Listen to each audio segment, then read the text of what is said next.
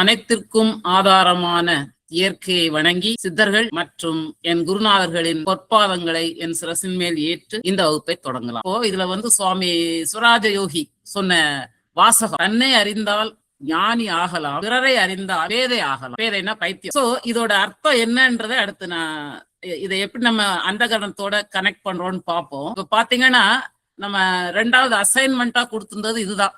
அதாவது நம்மளுடைய இந்த உணர்ச்சிகள் இருக்கு இல்லையா, அதாவது மகிழ்ச்சியா உணர்வோம், அல்லாட்டினா சிரிப்போம், ஆனந்தப்படுவோம், திருப்திப்படுவோம். இதெல்லாம் ஒவ்வொரு நம்மளுடைய உணர்வு நிலையை காட்டுறது. அது உணர்ச்சி பூர்வமா இருக்கலாம், அல்லட்டா அந்த உணர்ச்சி பூர்வமா வாரதுக்கு காரணம் மனம், புத்தி, சித்தம், அகங்காரம் என்னும் உணர்வுகள் தான். அந்த உணர்வு தான் இந்த உணர்ச்சியை உண்டாக்குது. இப்போ இதுல ஒவ்வொன்றும் இது எல்லாமே அந்த கரணங்கள் சார்ந்தவை. மனம், புத்தி, சித்தம், அகங்காரம், இந்த 4 வச்சுதான் இந்த உணர்ச்சியை நமக்கு வெளிப்படும். அந்த கரணம்ங்கிற உணர்வுகளால் இந்த உணர்ச்சி நிலைகளை நம்ம வெளிப்படுத்துறோம் அப்படின்னு பார்த்துக்கணும். இதுல பாத்தீங்கன்னா நீங்க ஒண்ணு மகிழ்ச்சியா இருக்கிறதுக்கு பல காரணம் இருக்கலாம். அதாவது மனம் காரணமா இருக்கலாம். ஒண்ணு பார்த்த உடனே அது மகிழ்ச்சி அடைகிறது, எனக்கு பிடிச்ச ஸ்வீட் பார்த்த உடனே அதை சந்தோஷப்படுறது, அந்த மகிழ்ச்சி அதான் இருக்கலாம். சில நேரம் நான் இதை படிச்சிருக்கிறேன், இந்த படிச்சத சொன்ன உடனே எனக்கு புரிஞ்சிருச்சு, அந்த புத்திய வச்சு சந்தோஷப்படுவோம். சில நேரம் நம்ம முன்னாடி ஏதோ நினைச்சது, ஏதோ ஒண்ணு பதிவானத அதை நினைக்கும் போது சந்தோஷப்படுவோம். அது சித்தத்தால வர்ற மகிழ்ச்சி. இன்னொன்னு, நான் செஞ்சு பார்த்தேன் பாரு, நான் கிங்குதான், நான் தான் முடிச்சு அப்படின்னு நினைப்போம் இல்லையா, அது அகங்காரத்தோட மகிழ்ச்சி. அப்போ மகிழ்ச்சிங்கிற ஒரு உணர்ச்சியை எடுத்தீங்கன்னா அதுக்கு காரணம் மனமா இருக்கலாம், புத்தியா இருக்கலாம், சித்தமா இருக்கலாம், அகங்காரமாவும் இருக்கலாம். இதுல எது எழுதினாலும் கரெக்ட் தான். ஆனா அந்த ஒவ்வொரு நபருக்கு நபர் வேறுபடும். நீங்க எந்த காரணத்தினாலும் மகிழ்ச்சி அடைஞ்சீங்க, எண்ணத்துல மனம் எண்ணதுனால மகிழ்ச்சி அடைஞ்சீங்களா, உங்க புத்தியால யோசிச்சதுனால மகிழ்ச்சி அடைஞ்சிருங்களா, நீங்க முன்னாடியே பதிவான எண்ணங்களால அதை ரிட்ரீவ் பண்ணி பார்க்கும் போது மகிழ்ச்சி அடைஞ்சீங்களா, இல்லாட்டினா உங்க செயலால மகிழ்ச்சி அடைஞ்சீங்களா. அப்போ அது தெரிஞ்சாதான் அதுல பிரச்சனை இருக்குன்னா, இப்ப துக்கம்னா அதே மாதிரி இந்த 4 வகை உண்டு. இதுல உள்ள ஒவ்வொரு உணர்ச்சிகளுக்கும் ஒவ்வொரு உணர்வு காரணம். மனம்ங்கிற உணர்வு காரணமா இருக்கலாம், புத்திங்கிற உணர்வு காரணமா இருக்கலாம், சித்தங்கிற உணர்வு காரணமா இருக்கலாம், அகங்காரம் என்கிற உணர்வு காரணமாக இருக்கலாம். இப்ப இந்த மாதிரி சொல்லியிருக்கதா இந்த இதுல கொடுத்திருக்கிற அத்தனையுமே, இவ்வளவு 43 உணர்ச்சிகளை சொல்லி இருக்கிறோம். இது எல்லாத்துக்குமே காரணம் நம்ம உடல் அல்ல, கோஷங்கள் அல்ல, என்னோட கையோ காலோ அல்ல. இந்த உணர்வுகளுக்கு காரணம் மனம், புத்தி, சித்தம், அகங்காரம் என்னும் உணர்வு நிலை. இது ஃபர்ஸ்ட் பாயிண்ட், இதை ஞாபகம் வச்சுக்கோங்க. அடுத்தது, இதை எப்படி டிஃபரன்ஷியேட் பண்ணா, அழகா போன கிளாஸ்ல சார் சொன்னாங்க, அதான் எனக்கு சிம்பிளிஃபை பண்ணிட்டாங்கன்னு சொன்ன எண்ணங்கள். அந்த நினைச்ச மாத்திரத்துல ரியாக்ஷன் கொடுக்கறோம் இல்லையா, அது எண்ணத்தோட, அந்த எண்ணம் வந்த உடனே ரியாக்ஷன் கொடுத்தாச்சுன்னா 90% ஓவர். 10% இந்த பிரச்சனைக்காக 90% பிரச்சனையை கூட்டி விட்டுருவோம். அடுத்தது புத்தின்னு பாத்தீங்கன்னா ப்ரெஜுடிஸ், அதாவது முன்னாடியே டிசைட் பண்ணிடுறது. அந்த காட்சி, குஷி படத்து காட்சியை காட்டுறாங்க, லெட்டர்னா உடனே புத்தி யூகிச்சிருது, ஓ எனக்கு தான் அவன் லெட்டர் கொடுக்குறான், லவ் லெட்டர் கொடுக்குறான்னு உடனே டெசிஷன் எடுத்துறது. ப்ரெஜுடிஸ், முன்னாடியே அதை டிசைட் பண்றது புத்திங்கிற அந்த காரணம். அடுத்தது இதுல என்னன்னா, புத்தி லிசன் பண்ணீங்கன்னா புத்தி வேலை, லிசன் பண்ணாத பட்சத்துல புத்தி வேலை செய்யாது. அடுத்தது நீங்க பாத்தீங்கன்னா எம்பத்தின்னு சொன்னாங்க. எம்பத்தின்றது என்னன்னா, எனக்கு இத மாத்திரம், நான் என்னோட எண்ணத்தை மாத்திரம், என் சித்தத்துல உள்ள பதிவுகளை மாத்திரம் வச்சுட்டு நான் பேசுறேன். இதேதான் அடுத்தவங்களை நினைக்கிறோம் பாத்தீங்களா, அப்பதான் சித்தம் கரெக்டா வேலை செய்யுது. உங்க சித்தத்தை மாத்திரம் வச்சுக்கிட்டு நீங்க பேசும்போதுதான் அந்த இது சரியா இருக்காது. அப்ப எம்பத்தி இல்லைன்னு அர்த்தம். அடுத்தவங்க நினைப்பையும், அவங்களோட எண்ணத்தையும், அவங்க பெர்ஸ்பெக்டிவும், அந்த கான்டெக்ஸ்டையும் நம்ம நினைக்கணும். அப்போ சித்தம் நம்ம எம்பத்தி இல்லாம வேலை செஞ்சதுன்னா நெகட்டிவா வரும், அந்த உணர்ச்சிகள் நெகட்டிவா இருக்கும். அடுத்தது அகங்காரம். அழகா சொன்னாங்க, ரோல் மேனேஜ்மெண்ட். வீட்டுல உட்கார்ந்துகிட்டு ஆபீசர் வேலையா, ஆபீசரா இருந்துகிட்டு பண்ணணும்னு வைங்களேன், அப்போ அந்த அகங்காரம் தான். அந்த அகங்காரம் இருக்கும் போது ஒழுங்கா அந்த உணர்வு நிலை ஒழுங்கா இருக்காது. அப்போ இது எல்லாமே, இந்த அத்தனையும் எமோஷனல் இன்டெலிஜென்ஸ், நம்மளுடைய உணர்வுகள் உணர்ச்சியை உண்டாக்குறதுக்கு காரணம், அதெல்லாம் தான் சார் சொன்னாங்க. அப்போ அந்த எமோஷனல் இன்டெலிஜென்ஸ் அவ்வளவு ஈஸியா இதுதான் பிராக்டிஸ் பண்ணணும், உண்மைதான். ஆனா நம்ம உடல் மனம், புத்தி, சித்தம், அகங்காரம் என்ற அந்த கரணங்களை கொண்டது, உணர்வுபூர்வமானது. அப்போ அதை கண்ட்ரோல் பண்றதுக்கு என்னென்ன சாதனங்கள் உண்டோ, எப்படிலாம் பிராக்டிஸ் பண்ணலாம்னு நினைக்கிறோமோ, அதுல இந்த அஸ்ன முத்திரையும் ஒன்று. இந்த முத்திரையை நீங்க பயிற்சி பண்ணுனீங்கன்னா கிராஜுவலா கொஞ்சம் கொஞ்சமா உங்களுடைய மனம், புத்தி, சித்தம், அகங்காரம் எல்லாமே சுத்தமாகுதுன்னா சுத்த மனம், சுத்த புத்தி, சுத்த சித்தம், சுத்த அகங்காரம் அந்த லெவலுக்கு போகலாம். அதனாலதான் இந்த முத்திரைக்காகத்தான் இவ்வளத்தையும் சொல்றோம். அப்போ இதுல ஒவ்வொரு உணர்ச்சியையும் பார்த்தோம்னா அதுக்குரிய உணர்வு வந்து மனமா, புத்தியா, சித்தமா, அகங்காரமாங்கிறது அந்தந்த கான்டெக்ஸ்ட பொறுத்தது.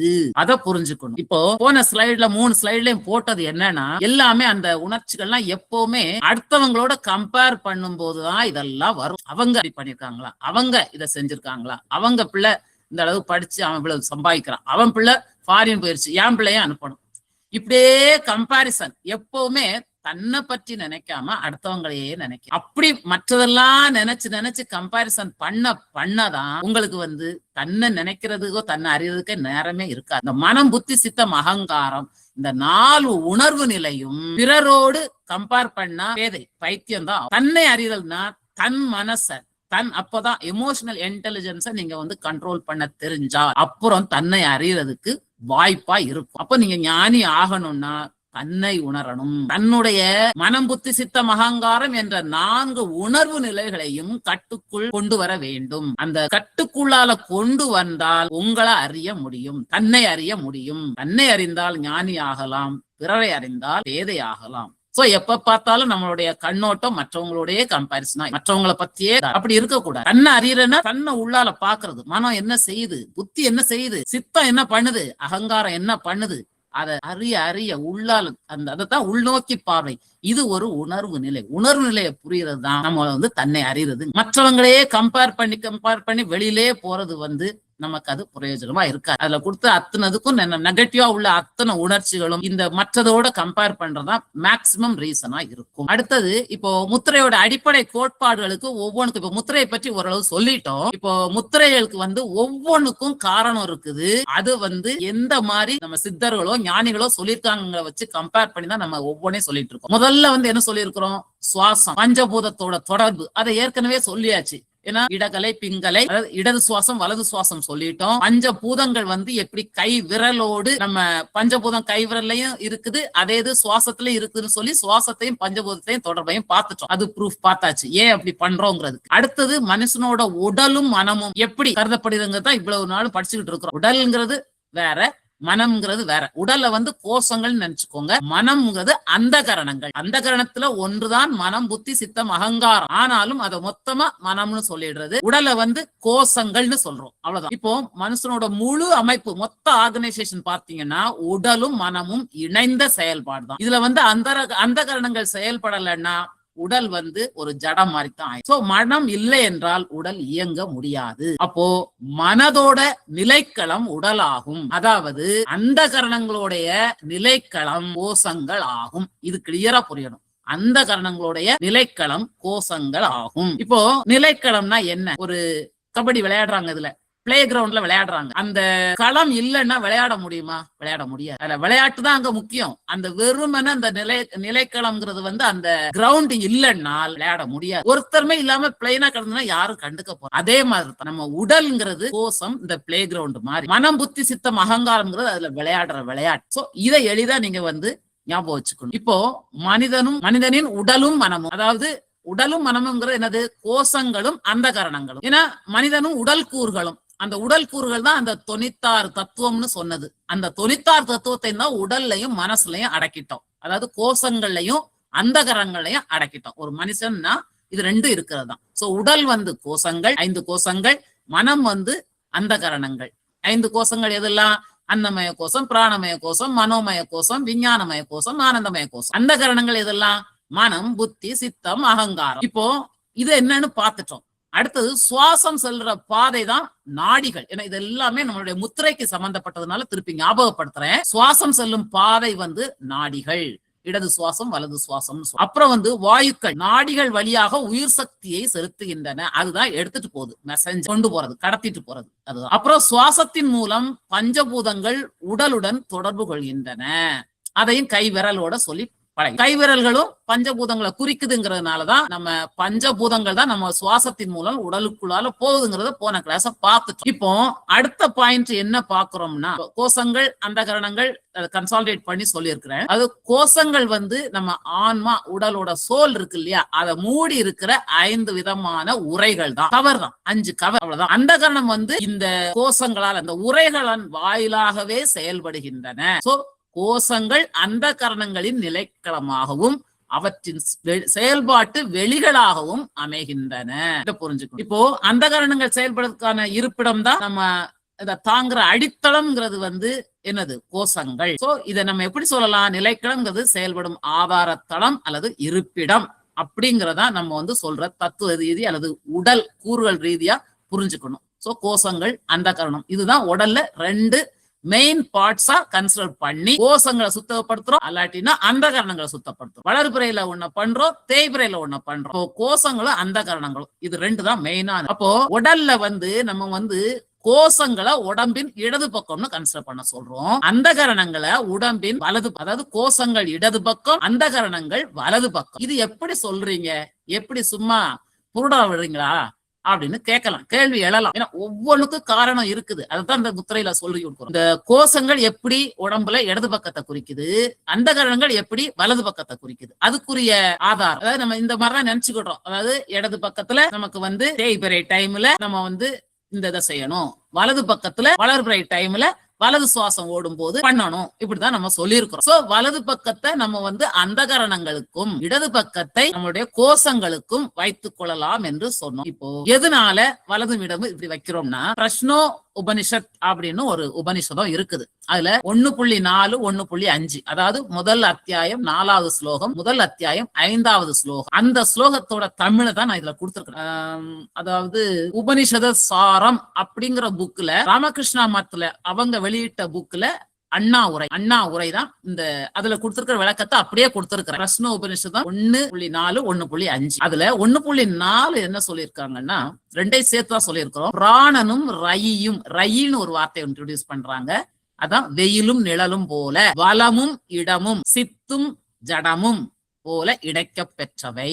அந்த பிராணனுடைய இயக்கத்தினாலே பிரஜைகள் உற்பத்தி ஆகின்றன, நிலை பெறுகின்றன, அழிகின்றன. அதான் அதுல கொடுத்திருக்கிற அர்த்தம். பிராணனே சூரியன், அடுத்து ரயியே சந்திரன் அப்படின்னு சொல்லிட்டு ஸ்தூல வடிவம் சூக்ஷ்ம வடிவம் உள்ள இது எல்லாமே ரயியே. அதாவது ரெண்டுமே இதெல்லாம் ஸ்தூல சரீரம், வடிவம்னா சரீரம் தான், தேகம் தான். அது தூலமோ சூக்குமமோ ரெண்டுமே ரயிங்கிறது என்னது, சந்திரன். ஆகையால் உருவம் நம்ம தேகம் அது வந்து ரயி என்று பெயர் பிரஷ்னோபனிஷத்துல. அப்போ நமக்கு வந்து சூரியன் சந்திரன், சூரியன் வலது பக்கம், சந்திரன் இடது பக்கம், கிளியரா அதுல கொடுத்திருக்கிறான். அதைத்தான் வச்சு எடுத்திருக்கிறோம். அடுத்தது ஞான சரநூல் பாடல் 7 8 யாரோடது, அகஸ்திய மாமுனியோட ஞான சரநூல்ல 7வது பாட்டு 8வது பாட்டையும் பார்க்கலாம். அதுல தெரிந்துணர்கின் திங்கள், அதாவது திங்கள் பெண்ணாம், அதே மாதிரி பிங்களை கதிரோன். பிங்களை வந்து சூரியன், திங்கள் சந்திரன் வந்து பெண். அது சந்திரன் வந்து பெண்பால், இடகலை என்று சொல்லப்பட்ட சந்திரன்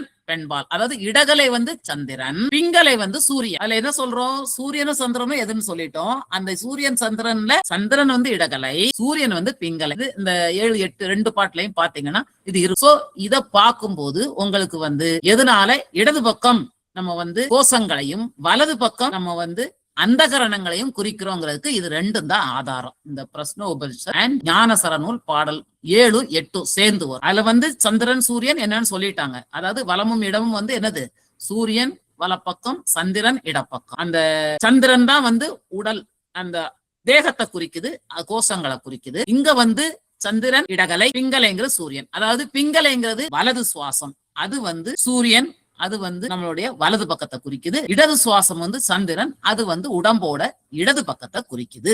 அதனாலதான் நம்ம இந்த மாதிரி எடுத்திருக்கோம். இதே ராசின்னு பார்க்கும் போதும் நாடி தொடர்பு பார்க்கும்போது சூரியகலை, இது வந்து சந்திரகலை, இடகலை, பிங்கலை, அந்த பாயிண்ட் தான் நம்ம மெயினா எடுத்திருக்கிறோம். இப்போ இதுக்கு சயின்டிபிக்காவும் என்ன சொல்றாங்கன்னா, நம்மளுடைய மூளை வந்து 2 அரைக்கோளமாக உள்ளன. இதுல வந்து இடது அரைக்கோளம் வந்து பிங்களை நாடி, அதாவது வலது சுவாசத்தோட கனெக்ட் ஆயிருக்குது. அதே மாதிரி வலது பக்க அரைக்கோளம் இடநாடியோடு, அதாவது இடது சுவாசத்தோடு கனெக்ட் ஆயிருக்குது.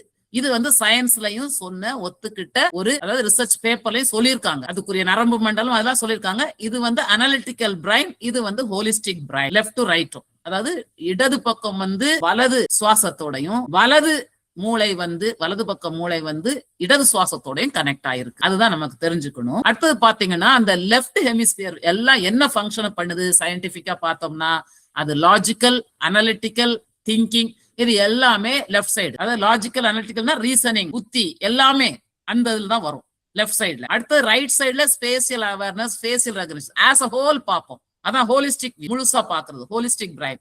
இது அனாலிட்டிக்கல் பிரைன். சோ இது வந்து லெஃப்ட் சைடு வந்து இந்த பிரைன் வந்து மெயின் ஃபங்க்ஷன் என்ன பண்ணுது, அந்தகரணத்தோட வேலையை பண்ணுது. ஹோலிஸ்டிக் பிரைன் முழுசா முழு வடிவமா பாக்குறது வந்து வலது அரைக்கோளம். அதனாலதான் நமக்கு இடது வலதுங்கிறது அதுவும் கரெக்ட். சயின்ஸ் படியும் இப்படிதான் சொல்றாங்க. இதை வந்து நம்ம என்ன சொல்லுவோம்னா, இடது பக்கம் அதுல உள்ள அந்த நரம்பு மண்டலம், அதாவது சிம்பத்தட்டிக் நர்வஸ் சிஸ்டம் சொல்லுவோம், பரிவு நரம்பு மண்டலம். இது வந்து போராடு அல்லது ஓடு, அதோட ஃபங்க்ஷன்ஸ் இன்னும் டெப்தா போனோம்னா நீங்க அதை பத்தி கவலைப்பட வேண்டாம்.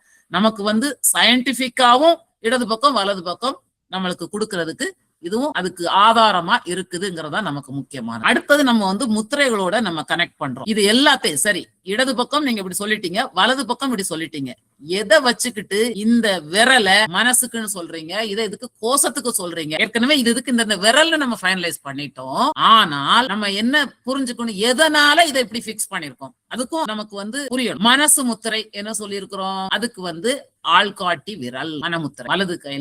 வலது கையில ஏன்னா வலது பக்கம் தான் அந்த கரணத்துக்கான. சோ வலது பக்கத்துல வலது விரல்கள் 5 மனம், புத்தி, சித்தம், அகங்காரம், ஆன்மா, அந்த 5ஐயும் குறிக்கும். ஏன் நம்ம அந்த மனமுத்திரைக்கு வந்து இந்த இண்டெக்ஸ் ஃபிங்கரை கொடுக்கணும், ஏன் இதுக்கு புத்திக்கு வந்து தம் ஃபிங்கரை கொடுக்கணும், ஏன் சித்தத்துக்கு வந்து இந்த சுண்டு விரலை கொடுக்கணும், ஏன் அகங்காரத்துக்கு இந்த மோதிர விரலை கொடுக்கணும், ஏன் ஆன்மாவுக்கு வந்து நடுவிரல், ஒவ்வொன்றுக்கும் காரணம் இருக்கு. ஏன்னா ஏற்கனவே அது போன கிளாஸ்ல நான் உங்களுக்கு சொன்னதுதான். அதாவது கரத்தின் விரல் மகிமை அப்படிங்கிறது வந்து நம்ம வாத ஞான சௌமிய பாடல் 375 அதுல ஒவ்வொரு விரலும் எதுக்குன்னே கிளியரா கொடுத்துட்டார். புத்திக்கு பெருவிரல், தர்ஜனைங்கிறது வந்து என்னன்னா ஆள்காட்டி விரல். அது வந்து பதிவான, அதாவது எண்ணங்கள், பதிவுன்னா என்னது, மனசுல உள்ள எண்ணங்கள், அது வந்து தர்ஜனை. மத்தியில் உள்ளது முக்திக்கானது நடுவிரல், அது ஆன்மா சம்பந்தப்பட்டது.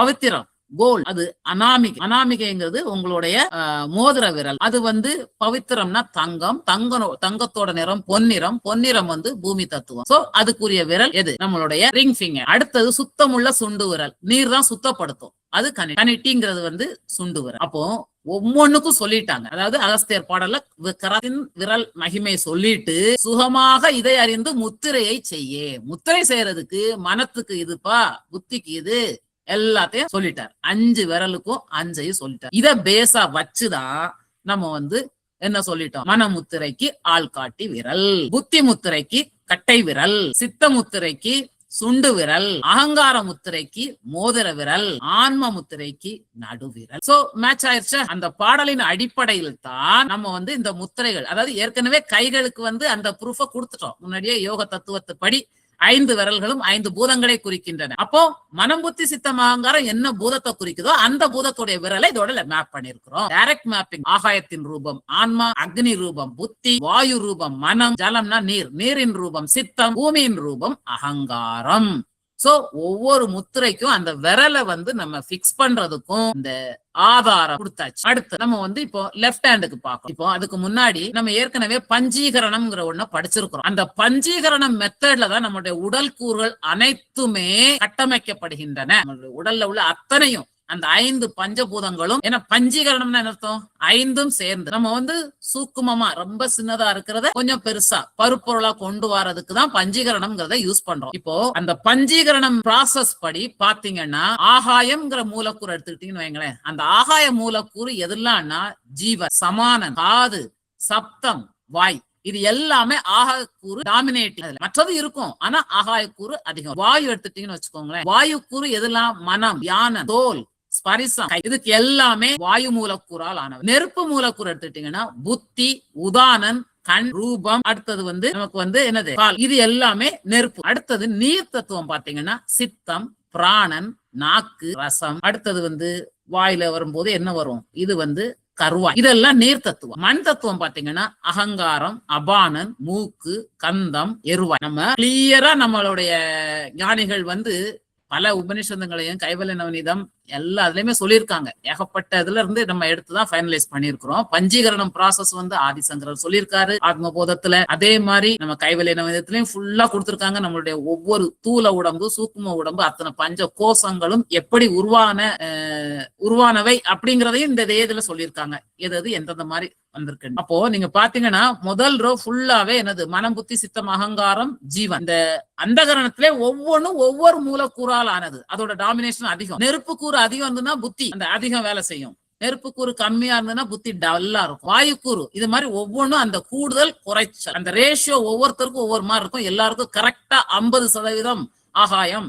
மிச்சம் எல்லாம் 12.5 12.5 அப்படி இருக்காது. அது அண்டர் பெர்ஃபெக்ட் கண்டிஷன். இது ஒவ்வொருத்தருடைய குணம் அந்த இதெல்லாம் மாறுறதுக்கு காரணமே இந்த பஞ்சீகரணத்தோட காம்பினேஷன் தான். சோ ஒருத்தங்க மாதிரியே இன்னொருத்தங்க மனமும் யோசிக்காது, இன்னொருத்தங்க மாதிரியே இன்னொரு புத்தியும் டெசிஷன் எடுக்காது, இன்னொருத்தங்க சித்தமும் உங்க சித்தமும் ஒன்று போல மெமரைஸ் பண்ணிருக்காது, மெமரியில இருக்காது. உங்களோட அகங்காரமும் இன்னொருத்தர் அகங்காரமும் ஒண்ணு போல இருக்காது. ஏன்னா நீங்க சேர்ந்து இருக்கிற அந்த நம்மளுடைய கட்டமைப்பு இருக்குல்ல, அப்பா அம்மாட்ட இருந்து வந்தது. அப்பா அம்மாவோட தாக்கமும் இருக்கும், பிளஸ் நம்மளோடதும் இருக்கும். சோ இதெல்லாம் ஒவ்வொருத்தருக்கும் வேரி ஆகுதுனால்தான் ஒரே வீட்டுல உள்ளவங்களுக்கு ஒவ்வொரு மாதிரி புத்தி, ஒவ்வொரு மாதிரி சித்தம், ஒவ்வொரு மாதிரி அகங்காரம், ஒவ்வொரு மாதிரி மனம், இப்படி ஒவ்வொரு ஜீவராசிகளுக்கும் அப்படிதான் காம்பினேஷன். சோ பஞ்சீகரணம் தெரிஞ்சதுன்னா உங்களுக்கு எல்லாத்துக்கும் ரீசன் புரியும். அப்போ முதல் ரோ அந்த கரணங்கள் ஃபுல்லா. ரெண்டாவது என்னது? பிராணன், உதானன், அபானன், வியானன், சமானன் எல்லாம் பிராண வாய்க்கு. அதோட பிராணனோட பிரிவு தான் உதானன். அதாவது அது என்னென்ன ஃபங்க்ஷன் பண்ணுதோ அதுக்கு தக்க அந்த நேம் கொடுத்துருக்கோம். ஏற்கனவே நான் 10 பிராணங்களையும் சொல்லியிருக்கேன்.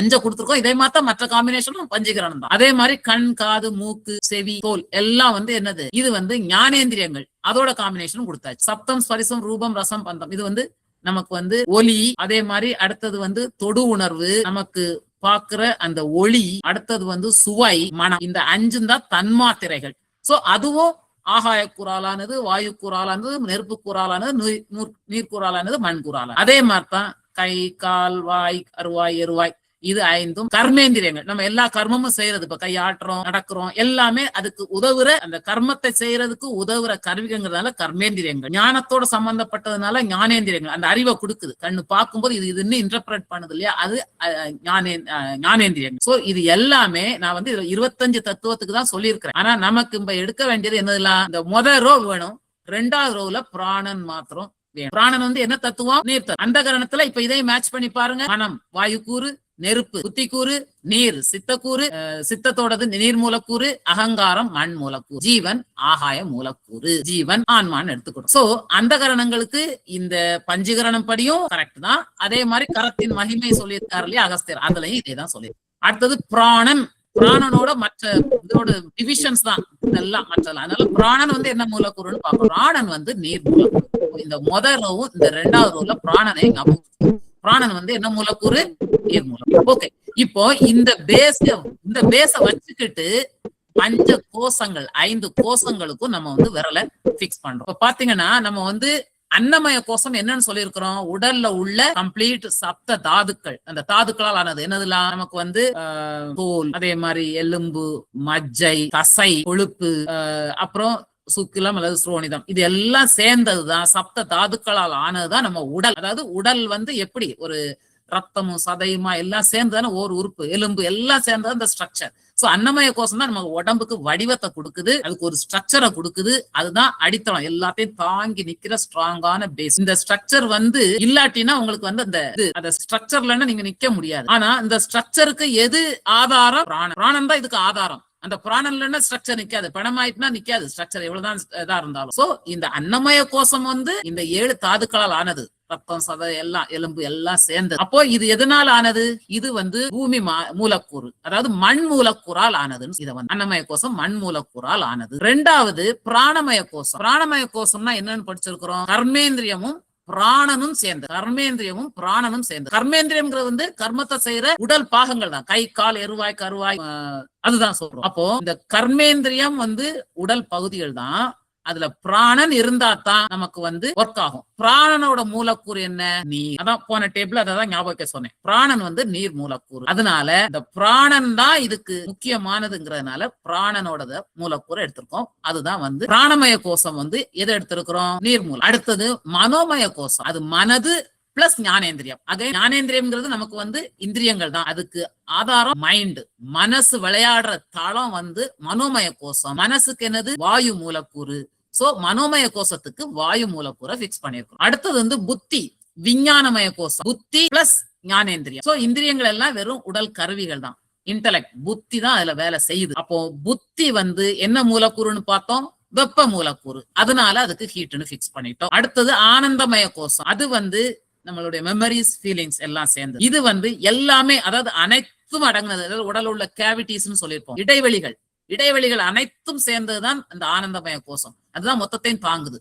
அது வந்து ஆகாயம். சோ ஒவ்வொன்னுக்கும் இந்த காரணத்தை வச்சுதான் நம்ம வந்து ரீசனிங் வச்சு அதோட டெபினிஷன் வச்சு இதை வச்சு பிக்ஸ் பண்ணி சுவாமி கொடுத்தாங்க. நம்ம இது சாதாரண விஷயம் இல்ல. சும்மா நம்ம இப்போ என்னன்னு புரியறதுக்கே இவ்வளவு கஷ்டப்படுது. அதை வந்து அனுபவபூர்வமா பார்த்துதான் சுவாமி வந்து ஒவ்வொன்னுக்கும் இதுன்னு பிக்ஸ் பண்ண. அதுக்குரிய ஆதாரங்களும் இப்போ நம்ம கொடுத்தாச்சு. அப்போ அன்னமய கோஷம் என்ன மூலக்கூறு? பூமி மூலக்கூறு. பிராணமய கோஷம் நீர் மூலக்கூறு. மனோமய கோஷம் மனம் சார்ந்ததுங்கனால வாயு மூலக்கூறு. விஞ்ஞானமய கோஷம் புத்தி விளையாடுற அந்த நிலக்களம்ங்கிறதுனால அது வந்து அக்னி அல்லது வெப்ப மூலக்கூறு. ஆனந்தமய கோஷம் என்னன்னா கம்ப்ளீட்டா நம்மள வந்து டோட்டலா தாங்கி இருக்கிறது வந்து அந்த ஆகாயம் தான். அந்த இடைவெளிகள் தான் மொத்தத்தையும் தாங்கி இருக்கு. அதனால இது ஆகாய மூலக்கூறு. அப்போ நம்மளை பொறுத்தளவுல left hand side is meant for கோஷங்கள். இடது பக்கம் கோஷங்களை குறிக்குது. அப்ப இடது கையில உள்ள விரல்கள் அனைத்தும் ஒவ்வொரு கோஷத்துக்கும் பிக்ஸ் பண்ணிருக்கோம். இப்ப அதனாலதான் காரணம். இப்ப இடது கைன்னு எடுத்துக்கிட்டீங்கன்னா அன்னமய கோஷம் மண் மூலக்கூறு ரிங் ஃபிங்கர். பிராணமய கோஷம் நீர் மூலக்கூறு சுண்டு விரல். மனோமய கோஷம் ஆள்காட்டி விரல் வாயு மூலக்கூறு. விஞ்ஞானமய கோஷம் புத்தி. அதனால வெப்ப மூலக்கூறு. வெப்ப மூலக்கூறுக்குரியது நம்மளுடைய பெருவிரல். ஆனந்தமய கோஷம் மத்தி விரல். இது வந்து ஆகாய மூலக்கூறு. சோ இந்த 5 விரல்களும் இடது பக்கம் உள்ள இடது கையில் உள்ள 5 விரல்களும் 5 கோஷங்களை குறிக்கின்றன. அதாவது நம்ம இந்த விரலை ரிசீவ் பண்ணுதுன்னு சொல்றோம். எப்போ? இடது பக்கம் தேய்பிரை காலத்துல. அப்போ இதுக்கு சக்தி எது மூலம் கொடுக்கிறோம்? எப்பவுமே ஆன்மா வந்து நம்மளோட இதோட கலந்து இருக்கு. எங்க பிரபஞ்ச சக்தியோட கலந்து இருக்கு. அப்போ இந்த விரலை வச்சு ஒவ்வொரு விரலையும் தொடும்போது பிரபஞ்ச சக்தி, சுத்த சக்தி உள்ளால போகுது. இதுல தொட்டிங்கன்னா அன்னமய கோஷத்துக்கு சக்தி போகுது. அன்னமய கோஷத்தோட ப்ராப்ளம் சால்வ் ஆகும். இங்க தொட்டோம்னா உங்களுக்கு வலது கையில உள்ள ஆன்மா மூலம் இங்க கொடுக்கும் போது இது வந்து பிராணமய கோஷத்துக்குரிய பிரச்சனைய சால்வ் பண்ணும். அதை சுத்தப்படுத்துது. இங்க தொட்டோம்னா விஞ்ஞானமய கோஷம் அக்னி வெப்பக்கூறு அத நமக்கு சீர்படுத்தும், சீரமைக்கும். ஆள்காட்டி விரல தொட்டோம்னா மனோமய கோஷம் சீராகும். இது ஆனந்தமய கோஷம் சீராகும். இதுதான் நம்ம முத்திரையோட தத்துவங்க. அதே மாதிரி நம்ம வந்து வளர்பிறைக்கு நம்ம வலது பக்கம் வந்து என்னது? நம்மளுடைய அந்த கரணங்கள். இடது பக்கத்துல ஆனந்தமய கோஷத்துக்கு ஆதாரம் ஆன்மா. சோ இது வந்து பிரபஞ்சத்தோட கனெக்டட். அப்போ நீங்க வந்து பாத்தீங்கன்னா மனம் வாயு. எந்த விரல்? வாயுக்குரியது. ஆள்காட்டி விரல். இது வந்து எதுக்குரியது? புத்தி வந்து வெப்ப மூலக்கூறு. அதனால இப்படி வைப்போம். அதே இது வந்து நீர் மூலக்கூறு. சித்தம் கிளியராக. இது வந்து அகங்காரம். ஏன்னா உடலை வச்சுதான் இந்த வேலை செய்வோம். அன்னமய கோஷத்தை வச்சுதான் இந்த வேலையை செய்வோம். அதனால இதுக்கு வந்து எது? அகங்காரம்ங்கிற உணர்வுக்கு இந்த விரல் ரிங் ஃபிங்கர், மோதிர விரல். ஆன்மா நடுவு. சோ இந்த 2 கையிலையும் நம்ம விளையாடுறது இப்படிதான். பஞ்சபூதங்களை இது மூலம் உள்ளால பிரபஞ்ச சக்தி மூலம் உள்ளால செலுத்தி பஞ்ச கோஷங்களையும் சரி பண்றோம். அந்த கரணங்கள் பிளஸ் ஆன்மாவுக்கு மேல உள்ள கரையையும் கிளியர் பண்றோம். இதுதான் நம்மளுடைய முத்திரைகளுடைய அடிப்படை தத்துவம். சோ இப்ப வந்து இதுவரைக்கும் என்னென்னலாம் பார்த்துட்டோம்? சுவாசமும் பஞ்சபூதங்களும் கனெக்டட் பார்த்துட்டோம். ஏன் இடது பக்கம் வலது பக்கம் வச்சிருக்கோங்கிறதையும் பார்த்துட்டோம். ஒவ்வொரு விரலையும் பஞ்சகோஷத்தையும் அந்த கரணங்களையும் எப்படி விரலோட மேப் பண்ணதையும் பார்த்துட்டோம். இனி நம்ம அடுத்து வந்து இன்னும் மிச்சதுக்கு நான் ஒவ்வொன்றுக்கும் ப்ரூஃபா இனி சொல்றதெல்லாம் முத்திரையை பற்றி படிச்சுட்டோம். எதுக்காக இதெல்லாம் இப்படி பண்றோங்கிறது தான் இனி அடுத்த கிளாஸ்லயும் சொல்லுவோம். நன்றி, வணக்கம்.